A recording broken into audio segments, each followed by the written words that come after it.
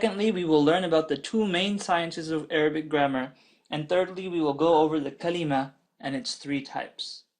So just to review quickly, the alphabet in Arabic is called al-huruf, al-hurufu al-hijaiyah. And al-hijaiyah just means red. So these are the letters that are red. And so that's why they're called the alphabet. Let me put the marks there for you. Al-hurufu al-hijaiyah. Okay? And so this is the alphabet.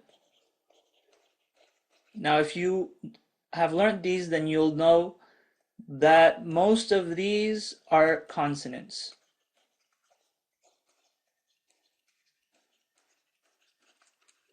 Okay, and so then you might wonder, well, where are the vowels?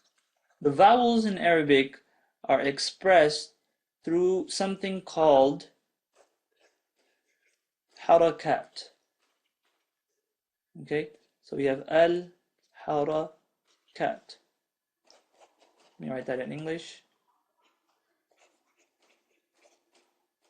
Al-harakat. And that's the main word that's the main term that we're going to be using. Although sometimes, for example, in academic language, they're known as diacritical marks. Sometimes they're known as vowels, and sometimes they're known as just plainly ticks. Okay. Now, just to review these real quick, just in case you call them something different, I'll tell you what I call them and what most Arab speakers call them is fatha, kasra, and dhamma. And fatha is a tick on top, kasra is a tick on the bottom, and dhamma is a little line above the letter. So for example, if I have the letter ba and I put a dhamma on it, it becomes bu. If I had the letter ba and I put a fatha on it, it becomes ba. And if I have the letter ba and I put a kasra on it, it becomes bi. Easy enough. Okay, so now that we're done reviewing the alphabet, let's move on to our main subject, and that is the topic of grammar. Now, if you were to ask any Arabic speaker about learning grammar, they wouldn't be too happy about learning grammar. It's kind of the same in English. You know, if we can speak English and we've been speaking it all our lives, then we know when something is correct and we know when something's wrong, and we don't need to learn grammar just to know that. But because Arabic has a different sentence structure, because it is a different language, and because you need to learn the grammar in order to be able to decipher each and every sentence you come across, it's quite important. But your mentality while learning grammar should not be, I'm learning grammar, I can't stand this. No, your mentality should be that each and every sentence I come across is a puzzle, and I have to solve this puzzle. Or each and every single sentence is a challenge that I'm undertaking. And if you take it as a challenge and if you take it as a puzzle, then not only will you learn the grammar and be able to practice it, you'll even enjoy it. Because if you're like me, I enjoy solving puzzles, and so that really allowed me to enjoy learning Arabic grammar. In grammar, we have two main sciences. The first science is an-nahu, and the second science is as-sarf. So we have an-nahu, ilm nahu as it's called in Arabic, and we have ilm sarf, or the knowledge of sarf. Okay? And excuse my handwriting, I know it's quite bad, but I'm still getting used to this software. Now, Nahu deals with this last vowel, this last haraka.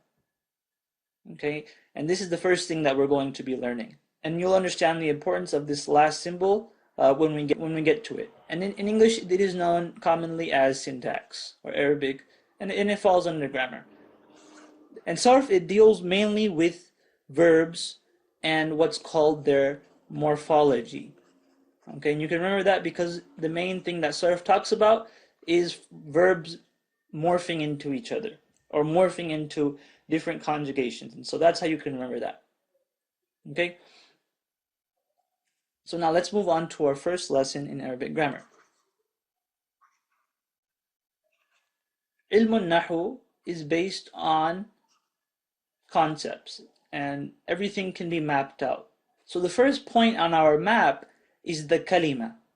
Okay, and the kalima, what is it? It's a word, not just any word, but a word that has meaning. It's a word with meaning, a word that conveys some kind of meaning. Okay, and so once you understand that, we can move on and say that a kalima is categorized into 3 different types. Let's change the color. So you have ism, you have fi'l, and you have harf. In English, ism is known as a noun, fi'l is known as a verb, and harf is known as a particle or preposition. And so in our next video, we'll be going into the different qualities of ism, fi'l, and harf, and that'll be in our next video. So thank you all for watching.